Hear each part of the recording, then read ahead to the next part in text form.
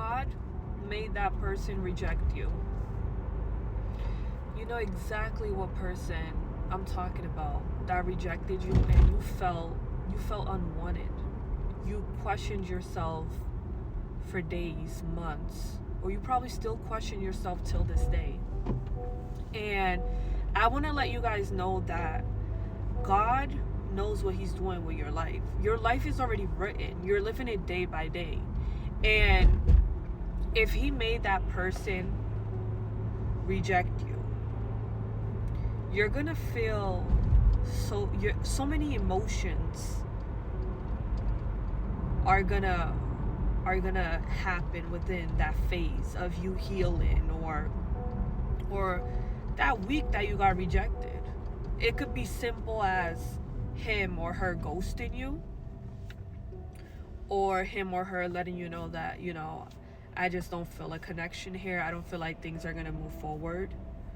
And for me personally, I feel like if the person was even able to give you a closure on the situation, that's perfect, because they're letting you know, hey, I just feel like there's not a connection here. So then that way you don't have to second guess yourself. But let's say if a person just ghosted you, from there you're honestly gonna feel like something happened. It might be something embarrassing that they don't even want to communicate to you about, and that's fine. No answer is an answer. And sooner or later, you're going to know the reason why that relationship or that situation did not work between you and that person. You may find out within a year. And when I say how you're going to find out is, God may bless you with your soulmate within a year, and you get engaged, you get pregnant, and you finally understand why that wouldn't work out. And you would honestly understand it. You'd be like, okay, now I see why me and this person didn't even move forward, because now I understand. God didn't want me to go through that pain that person could have caused me. God doesn't want us to suffer. God wants peace for us. God wants us to live our life. And you have to think about it. God's timing is perfect. There's no better perfect timing than God's timing. God knows what he's doing with our life.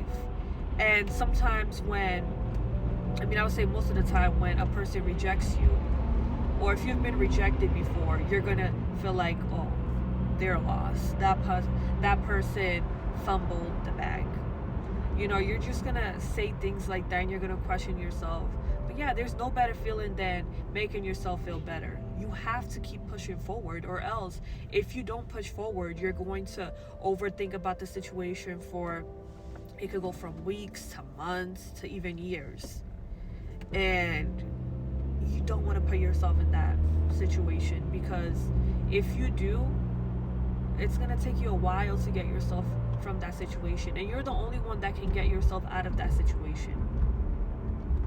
And I honestly want you guys to know that it is honestly normal to get rejected. Think about it like this: rejection is protection. There's so many ways that people can get rejected. And, let's say you applied for a job and you received an email saying, unfortunately, we did not. Let's say if you apply for a job and you receive an email or a notification that says, hello, so-and-so, unfortunately, you were not selected to move forward with the interview process.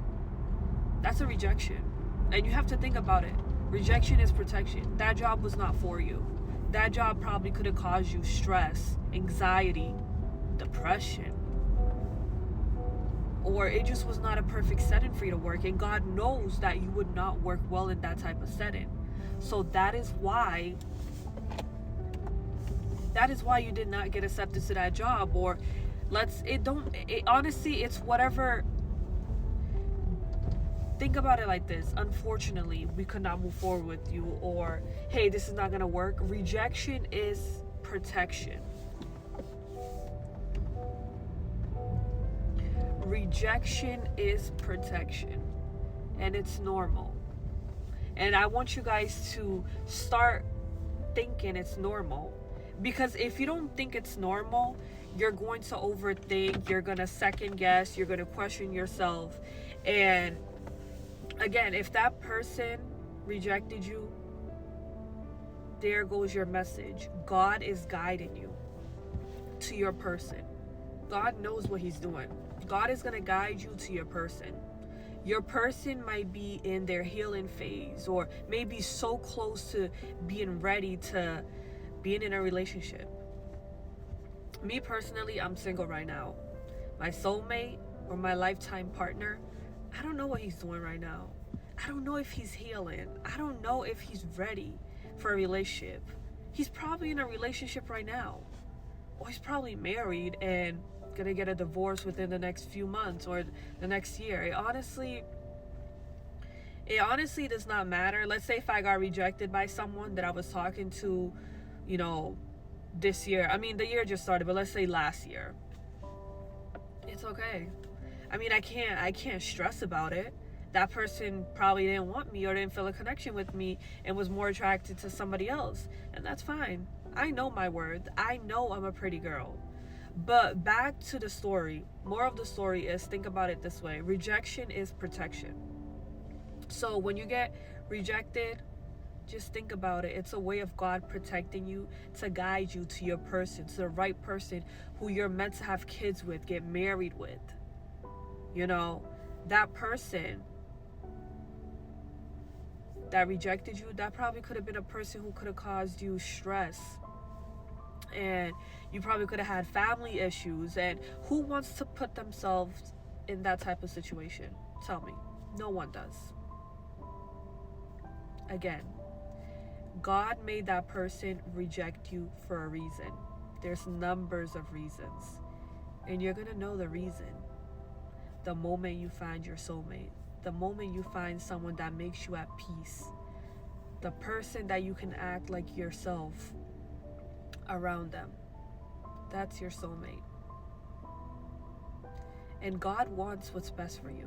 God doesn't want to put you in a situation that you don't want to be in. Again, God made that person reject you for your own protection.